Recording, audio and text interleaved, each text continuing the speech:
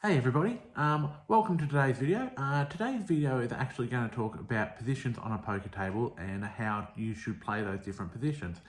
Before we get started, I just want to say thank you to everybody that subscribed and liked our videos. It's been a fantastic response. If you haven't subscribed yet, I'd love it if you could press on that subscribe button. Just helps the channel out and you won't miss a video. So we've got a few more coming up and yeah, you just won't miss out on anything. So as I said, today's topic is going to be about the positions on a poker table. So when we sit around a poker table, whether it's a 8-seat or whether it's a 10-seat poker table, even a 6 max table, you're going to have positions. So these positions are early, mid, late position. Now I'm going to talk about each position, where they're situated on the poker table and how you should play those positions. This is going to be really geared towards tournament poker, so cash is a little bit different. There are some elements that are the same, but you aren't quite as drawn to how you should play each position in cash because, as I said, cash can be a little bit different, but this is mainly about tournaments. So we start off with early position. Now, early position is basically your small blind, big blind, under the gun, which is the player next to the big blind, and under the gun +1. So that would what you'd be considered as an early position. Now, in these positions, the reason we call them early positions is if you are in the pot after the flop, you are going to be one of the persons to act early. So that's therefore early position.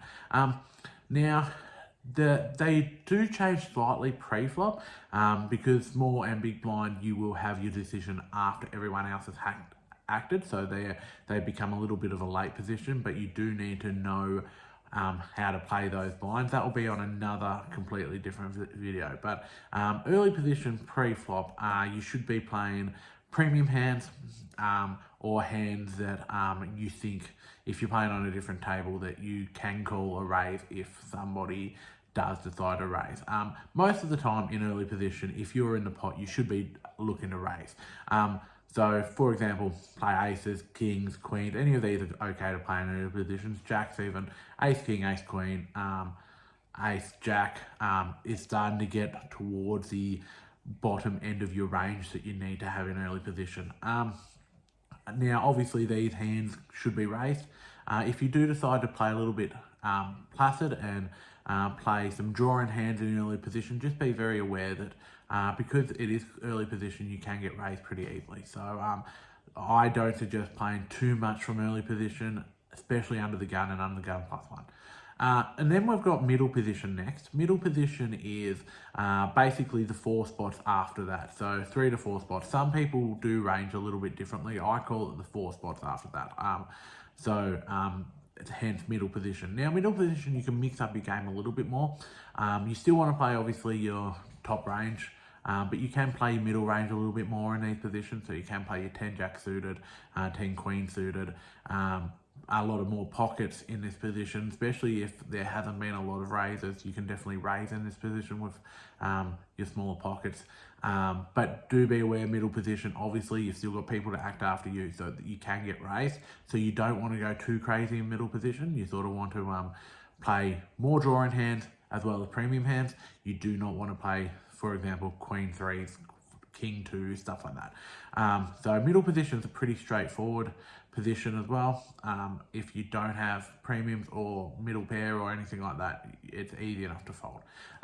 Now, late position is an interesting one. Now, some people like to really play late position aggressively. I do suggest this probably, especially in tournaments, especially early on in tournaments. You do want to be a lot more aggressive early in a tournament. So late position is the dealer button, 1 behind the dealer button, or 2 behind the dealer button. They're what I consider as late position. Now, obviously, the later the position you are, the more crazy you can get. For example, I do know a lot of players that on dealer buttons will raise as long as no one else raised pre-flop, and they won't even care what their hand is. Now, that can be a very good strategy and can work very well. Obviously, you really don't want too many having called your hands, called the big blind previously. But for example, let's just say everyone folds around to you on a dealer button, you only got the blinds to beat.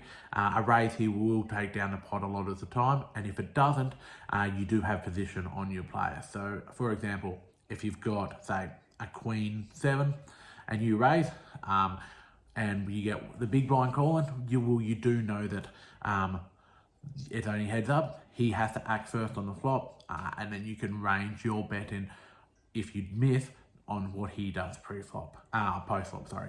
So, or if you do happen to hit a 7 and the flop comes, say, 7, 9, 4, and he doesn't bet, you can bet there, knowing that likelihood he's missed, and then you can take down pots that way. So the later position you've got, the more creative you can get. Now, in later position, you should definitely be looking to play a lot of hands, especially raising with a lot, but obviously premiums, middle pairs, connected suited, a lot more connected suited, even connecting like 1 off connected suited and 2 off connected suited, you can play from the button or a late position, knowing that you can see what happens on the flop. So the later you get in as a position, the better off you're going to be, and the more ranges you can be. Now, obviously, the most premium spot is the dealer button in any hand, and that's where you really want to wake up with aces if you can. Doesn't happen like that an awful lot, but yeah, you just do later positions is the best. Now, blinds are very interesting on before the flop, because you do technically have a late position and you do technically have the last to act, but please be aware.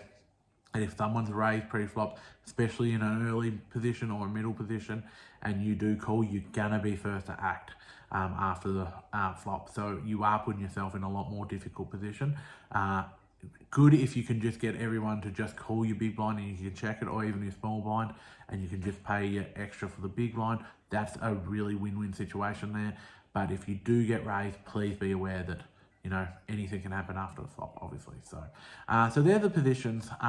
If you have any comments, please put it down in the comment things.